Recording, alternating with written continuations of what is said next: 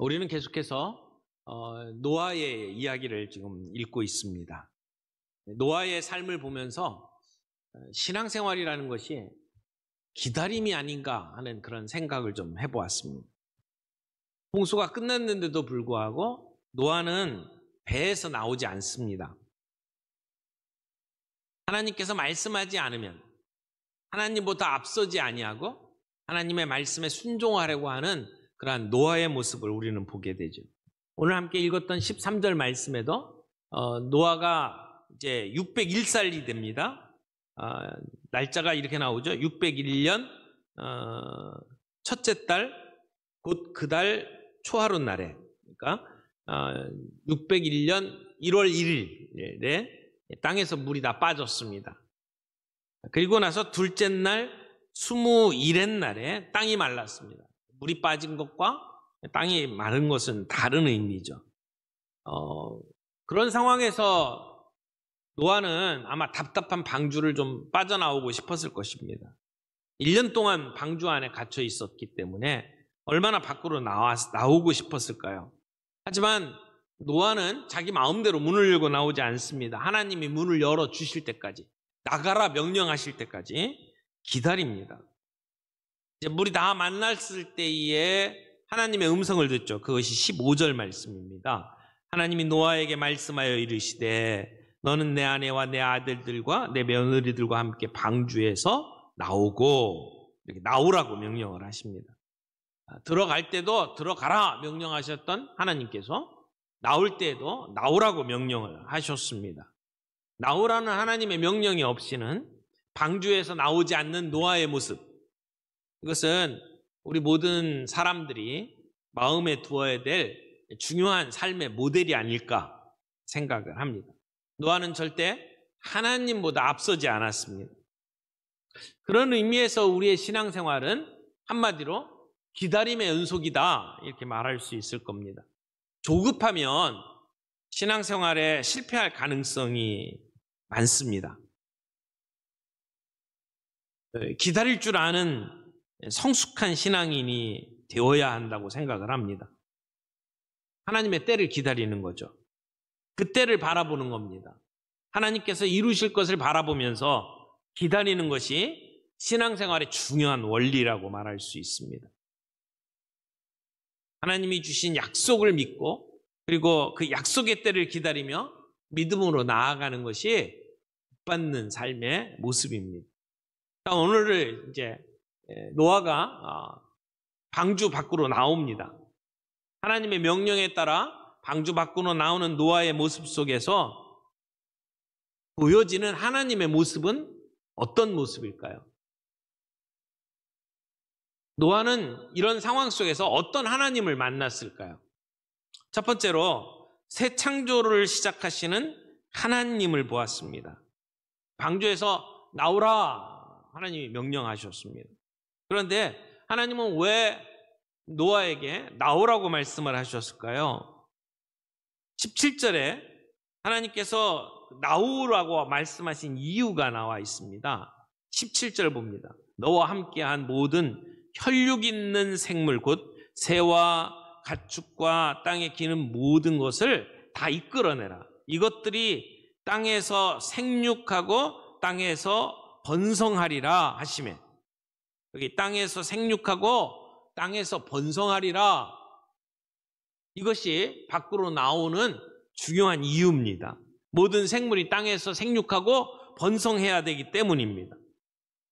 그런데 이 땅에서 번성한다라고 하는 말에 그 원어 그 의미를 그대로 풀면 이런 뜻이에요. 다산하고 그리고 많아진다. 그러니까 자식을 많이 낳고 그래서 수요가 점점 많아진다, 그런 의미입니다. 그런데 여기 생육하고 번성하라라고 하는 이 말씀은 창세기 1장에 나오는 창조 기사에도 동일하게 나타납니다. 하나님께서 아담과 하와를 지으시고 그들에게 말씀하셨습니다. 생육하고 번성하라, 땅에 충만하라. 이것은 하나님의 축복입니다. 그런데 동일한 하나님의 이 복을 선포하심이 지금 홍수 심판이 끝나고 그리고 새롭게 시작하는 노아에게 동일하게 주어졌습니다. 인간의 악으로 말미암아 완전히 사라질 뻔한 이 세상이 하나님의 은혜로 말미암아 보존되고 이렇게 새롭게 창조의 목적을 달성할 수 있는 무대가 된 것이죠. 그래서 홍수의 끝과 함께 하나님의 새 창조의 사역이 시작되는 것을 오늘 우리는 볼 수가 있습니다. 나가라 라고 명령하셨던 하나님의 그 말씀 속에는 그 방주 안에 들어있던 노아와 그의 식구들 모든 짐승들에게 다시 생육하고 번성할 수 있는 그러한 복을 누릴 수 있도록 기회를 주신 것이다. 그렇게 말할 수 있습니다. 새 창조를 시작하시는 하나님의 모습을 우리는 봅니다. 두 번째로 우리는 예배드리는 노아와 그 예배를 기뻐 받으시는 하나님의 모습을 우리는 보게 됩니다. 18절 말씀 봅니다. 노아가 그 아들들과 그의 아내와 그 며느리들과 함께 나왔고 땅 위의 동물 곧 모든 짐승과 모든 기는 것과 모든 새도 그 종류대로 방주에서 나왔더라. 방주에서 나왔습니다. 그리고 나서 어떤 일이 벌어집니까? 20절입니다. 노아가 여호와께 제단을 쌓고 모든 정결한 짐승과 모든 정결한 새 중에서 제물을 취하여 번제로 제단에 드렸더니. 여러분, 노아의 방주가 답답하긴 하지만 그러나 밖은 어떤 모습이었을까요? 바깥에 나오고 싶은 마음은 분명히 있었을 겁니다. 그런데 밖의 모습은 그리 썩 아름다운 모습이 아니었을 거라고 생각합니다. 홍수로 말미암아 이 세상의 모든 것이 다 멸망당했습니다. 그 끔찍한 홍수를 겪었기 때문에 살아있는 것은 아무것도 없었습니다. 그런데 지금 노아는 그곳으로 나오는 겁니다. 아마 걱정이 많이 됐을 겁니다. 두려움도 있었겠죠. 1년 동안 물에 잠겼던 그 땅, 어쩌면 진흙으로 다 뒤덮여 있는 그러한 땅, 폐허 그 자체였을 겁니다. 노아가 방주에서 나왔을 때의 그 모습을 바라보고 얼마나 마음이 무너졌을까요? 동시에 이제는 뭘 먹고 살아야 하나? 그런 생각도 들었을 겁니다. 그래서 먹을 것을 찾아서 돌아다닐 수도 있었을 겁니다. 걱정하며 근심하며 있을 수도 있었을 것입니다. 그런데 노아가 폐허가 된 이 세상에 나와서 했던 첫 번째 일이 뭡니까? 제단을 쌓은 겁니다. 그리고 번제를 드린 겁니다. 예배를 드린 겁니다. 여러분, 노아가 위대한 사람이다라고 하는 것이 언제 증명됩니까? 물론 방주를 짓고 하나님이 명령하신 대로 그렇게 준비를 한 것도 그에게 있어서 위대한 일이겠습니다만은 그의 모든 그 홍수가 끝나고 나서 노아 방주의 항해가 다 끝나고 나서 노아의 위대한 모습, 믿음의 사람이라는 모습이 거기서 나타난다고 믿습니다. 그는 방주에서 나와가지고 그의 기지개를 펴면서 바깥에 나왔을 때에 하나님께 제단을 쌓고 번제로 제사를 드렸습니다. 근데 여기 제단을 쌓는 것, 번제로 제사를 드리는 것, 한마디로 예배를 드리는 것은 노아 시대부터 시작해서 예수 그리스도의 시대를 거쳐서 오늘 신약 시대를 살아가는 우리 모두에게 구속사에 있어서 굉장히 중요한 일이라고 하는 사실을 우리가 놓쳐서는 안 됩니다. 오늘 우리의 모든 성도들이 하나님 앞에 예배 드리는 것이 왜 그렇게 중요한지를 우리 이 말씀을 통해서 다시 한번 우리가 정리해야 된다고 생각해요. 여러분, 예배가 무엇입니까? 예배는 하나님을 기억하며 그분 앞에 나와 감사와 찬양을 올려드리는 것이 예배죠. 오늘 이 노아가 드리는 이 예배 속에 분명히 감사가 있었을 겁니다. 찬양이 있었을 겁니다. 그들이 그런 위험 속에서 하나님이 우리를 건져주셨다, 구원해 주셨다, 이제는 새로운 생명을 얻었다라고 하는 사실 때문에 하나님 앞에 감사를 드리는 것은 너무나 당연한 겁니다.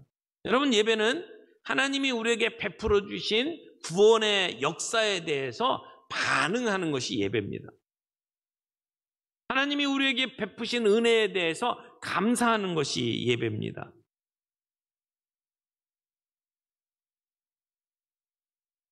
예배 가장 중요한 요소. 우리가 하나님 앞에 뭘 받기 위해서 오는 게 아니에요. 오늘 은혜 받기 위해서 예배 드리러 가야지. 중요한 포인트이긴 한데 예배의 가장 우선순위에 들어가는 것은 아니에요. 예배는 하나님이 우리에게 베푸신 구원과 은혜에 대해서 반응하는 겁니다. 하나님께 드리기 위해서 오는 것입니다. 지난 한 주간 지금까지 살아온 삶에 대해서 하나님 감사합니다. 그 이름을 높이며 찬양하기 위해서 우리가 이 자리에 모이는 겁니다. 또 하나, 이 예배의 중요한 부분은 속죄의 기능이 있습니다. 회개의 기능이 있죠. 노아가 드린 제사는 감사라고 하는 것과 속죄라고 하는 기능이 함께 작동한 예배였다라고 말할 수가 있습니다. 왜냐하면 노아는 짐승을 잡아 죽이고 그것을 하나님께 불에 태워 드림으로 제사를 드렸습니다. 번제라고 하는 것에는 속죄의 기능이 내포되어 있죠. 나 대신 짐승이 죽는 것을 의미합니다.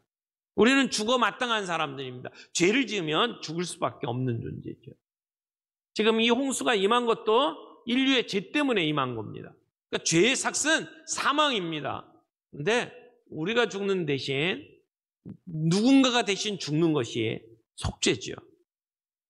번제를 드리는 것은 하나님 앞에 우리의 죄를 회개하고 그리고 그 죄를 속죄해 주시는 하나님의 은혜가 있는 자리를 의미합니다. 동시에 예배에는 헌신의 기능이 있다고 믿습니다. 여러분, 예수님이 향기였습니다. 에베소서 5장 2절 말씀을 보면 그리스도께서 너희를 사랑하신 것 같이 너희도 사랑 가운데서 행하라. 그는 우리를 위하여 자신을 버리사 향기로운 제물과 희생 제물로 하나님께 드리셨느니라. 예수님이 십자가에 못 박혀 죽으신 것은 향기로운 제물이었다고 이야기를 합니다. 십자가의 죽으심이 향기로운 제물로 설명되고 있어요.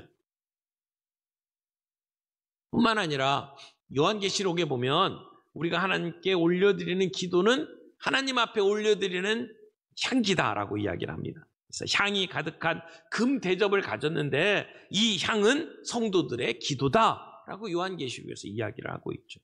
이렇게 신약에서 예배에 대한 이야기를 하면서 구약의 제사의 용어들을 갖다가 사용을 하는 것을 보면 하나님이 우리에게 어떤 제사를 원하시는지를 우리는 알 수가 있습니다.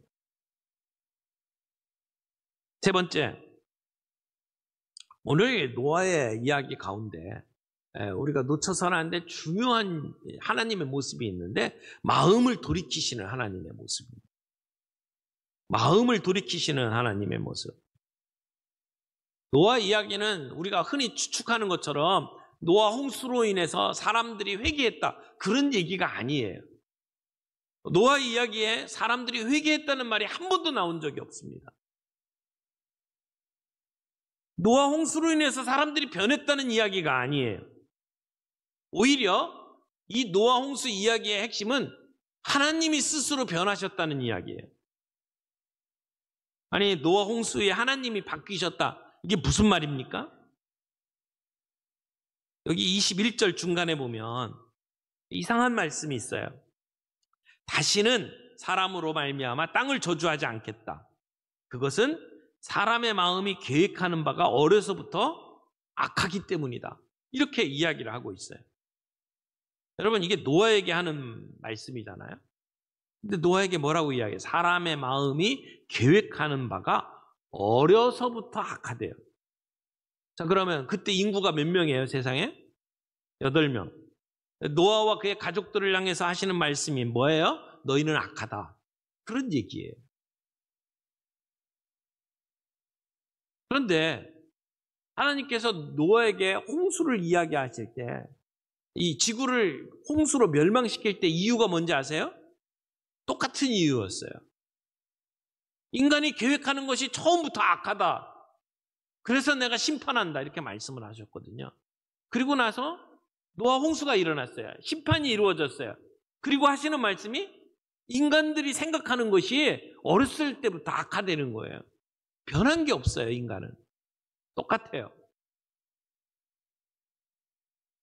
그런데 인간의 그 악함 때문에 홍수로 심판하셨던 하나님이 지금 홍수로 심판하지 않겠다고 이야기하면서 인간이 생각하는 것이 어렸을 때부터 악하다라고 똑같은 이유를 대세요. 이거 모순 아닌가요?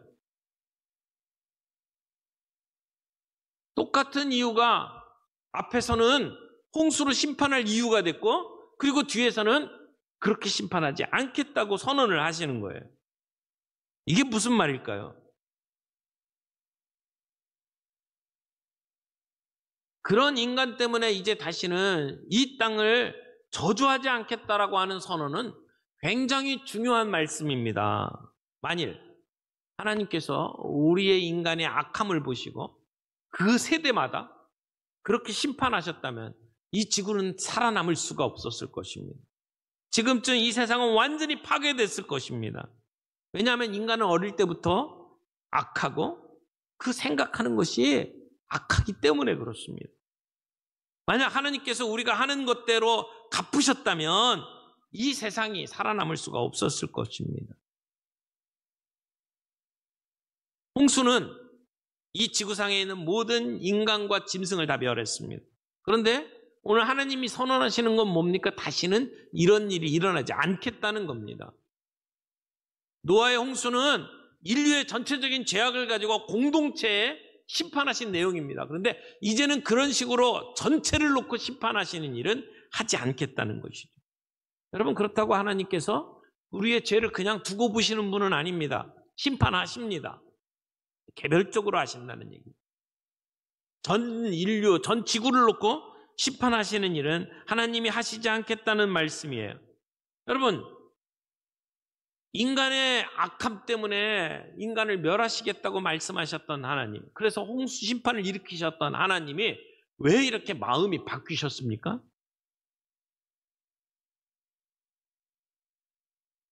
홍수의 이야기를 보면서 인간이 회개하고 인간이 바뀌었다. 그러면 바뀌었으니까 이제 더 이상 심판하지 않겠다. 그렇게 말씀하시는 것일 수 있잖아요. 근데 인간이 바뀐 게 없어요. 똑같습니다. 홍수 이전이나 홍수 이후나 어릴 때부터 생각하는 것이 악한 것이 인간입니다.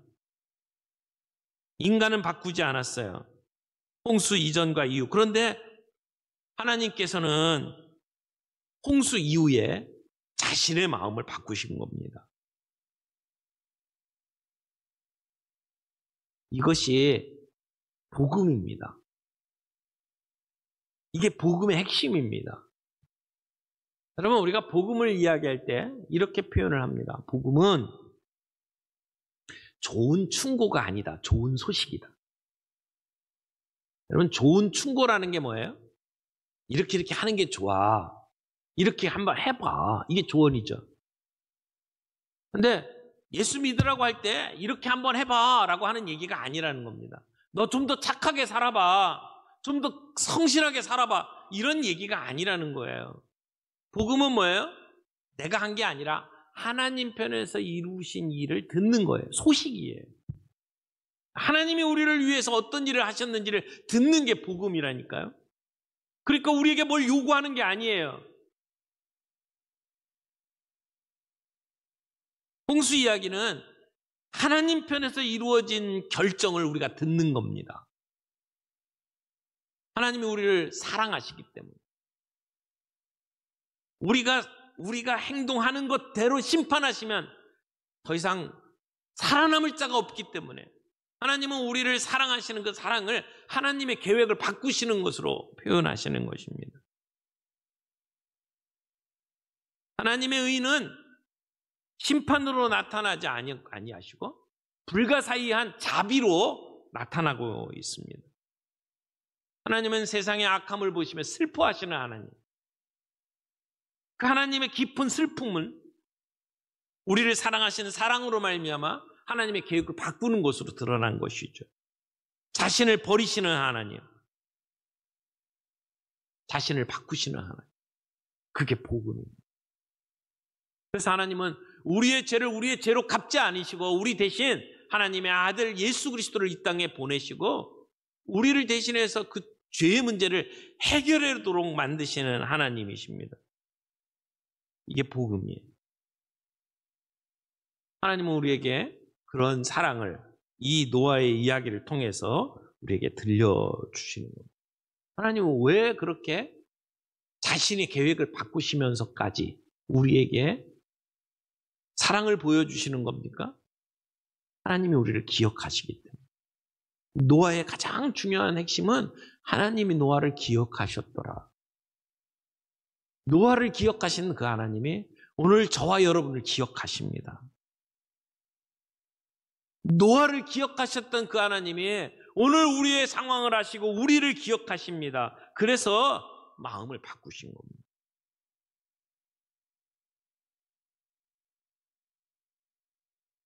오늘 우리는 그 하나님의 언약을 믿고 살아갑니다. 하나님이 약속하신 것을.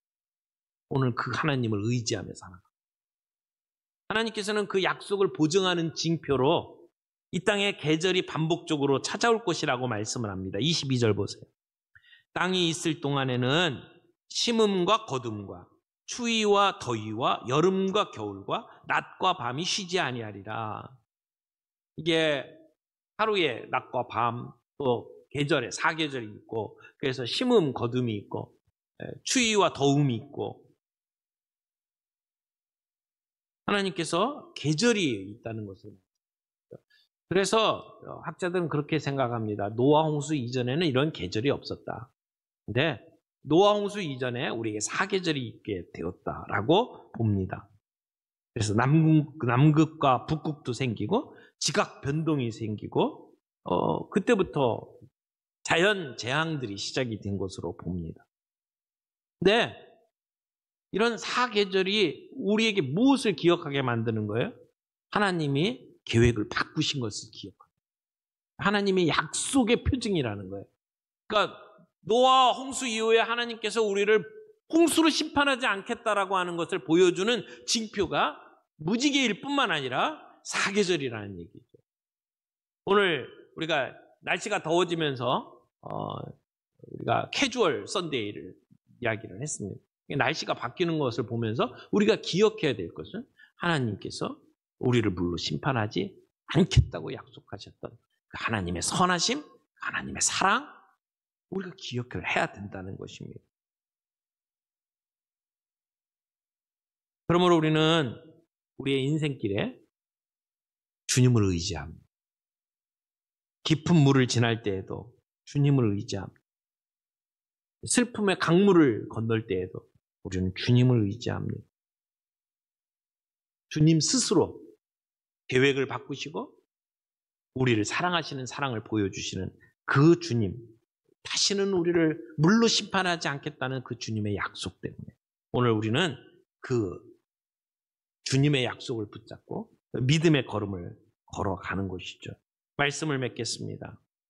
오늘 노아가 하나님 앞에 나와 그 어떤 것보다도 가장 먼저 제단을 쌓고 예배를 드렸던 것처럼 우리의 삶의 최우선의 예배가 있기를 바랍니다.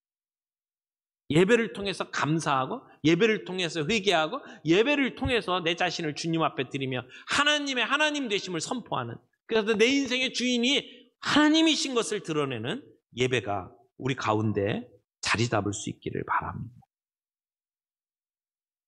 자신의 생각을 바꾸시면서까지 우리를 사랑하시는 그 하나님의 사랑을 붙잡고 다시는 물로 심판하지 아니하시겠다는 하나님의 약속을 붙잡고 오늘 우리의 삶 속에 늘 하나님의 은혜를 기억하고 그 사랑의 하나님 앞에 우리의 생애를 맡기고 살아갈 수 있는 저와 여러분이 되기를 바랍니다.